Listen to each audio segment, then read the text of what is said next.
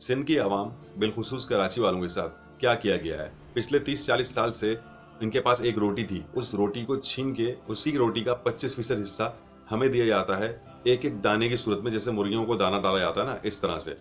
हम शुरू में तो खूब चीखे थे, खूब चिल्लाए थे, लेकिन भूख ने हमें मजबूर कर दिया और हम उन दानों के ऊपर गुजारा करने लग गए। कोई जमात शोर मचाती है कराची की, तो फिर वो एक दाना भी देना बंद कर दिया जाता है, तो फिर मरने लगते हैं, तो फिर तड़प के पुकारते हैं, तो फिर एक दाना दे दिया जाता है। इससे हमारा एक माइंड सेट हो गया कि शायद यही 25% रोटी जो है ना हमारा हक है और हमारा कुछ नहीं है, जबकि वो पूरी रोटी कराची का हक है, क्योंकि कराची एक ऐसा शहर है जो पूरे पाकिस्तान को चलाता है और उसी के साथ इंतहाई बदसलूकी की जाती है। अब कराची वालों को एक माइंड भी सेट हो गया है, वो जद्दोजहद नहीं करना चाहते।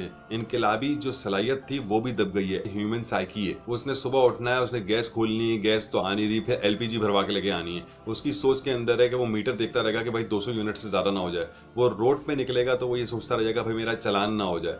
हर वक्त स्ट्रेस डिप्रेशन में रहना एक कराची वाले इंसान की आम जिंदगी का हिस्सा बन गया है और इसके पीछे कुछ वजूहात इस्लामी भी है। मैं आपको कुरान की एक आयत बता दूं कि अल्लाह ताला कुरान में फरमाते हैं, जो कौम भी अल्लाह के कावानीन से एराज बरतती है, उससे मुंह मोड़ लेती है, उस कौम को अल्लाह ताला भूख, खौफ और अफलास की ज़िंदगी दे देता है। तो हमारे यहाँ अल्लाह ताला के कवानीन के मुताबिक भी नहीं चला जाता और जो गवर्नमेंट ऑफ पाकिस्तान ने लॉज दिए हैं उसके ऊपर भी नहीं चला जाता। कराची वालों से मैं कहूँगा कि अपने हक के लिए लड़ना सीखें, अपने हक के लिए उठना सीखें और राह फरार इख्तियार नहीं करें।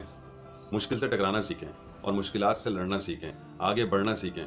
अगर आज आप खामोश हो गए ना तो आपकी आने वाली नस्लें आपको बुरे तरीन अल्फाजों में याद करेगी। वीडियो समझ में आई हो तो like and subscribe. Thank you.